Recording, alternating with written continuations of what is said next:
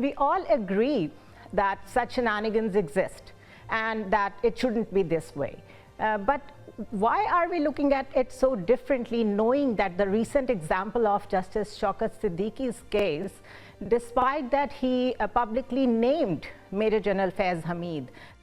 no concrete steps were taken against him. So why are we expecting, and why are people following this case with the expectations that there is going to be a concrete outcome out of it? I think there is no doubt that this particular issue that you're referring to has now become a major controversy is so early in the days of the new government. Now, to your question of why we should expect anything different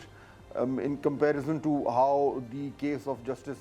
Shaukat Siddiqui transpired, I think the difference is that twofold. Number one, Justice Shaukat Siddiqui's case went all the way up to the Supreme Judicial Council, and ultimately, as per the latest order, he has been found right, and his dismissal from service, which was ordered by the previous dispensation at the Supreme Court, has been found wrong. So clearly, his position, his allegations, his accusations, his stand against what he had to endure, that has proven to be correct and right and acknowledged so by the Supreme Court. That is why we see, Zunaira, that in the letter that the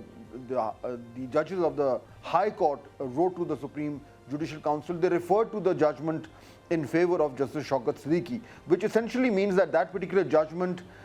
either emboldened these judges or convinced them that now they had a legal platform on which they could air their grievances. Now, that done, the initial formation of the commission by the government in agreement with the Supreme Court was seen to be a weak response, or at least a relatively weak response to the challenge. However, now that the Supreme Court has taken suo motu, we've had one round of hearing, and we've also heard judges like Justice Athar Minallah and Justice Mansoor Ali Shah, and even the Chief Justice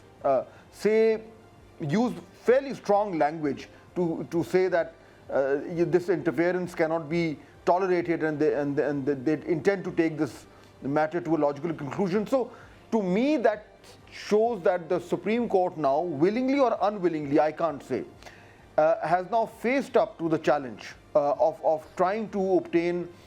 some kind of an outcome which is not seen as a weak institutional response. I think they are now left with no choice but to carry on this issue till a logical conclusion, and in some way create more space for the institution and less space for interference from the executive. So in my opinion, I think we will see something more concrete than what we've seen in the earlier days. All right.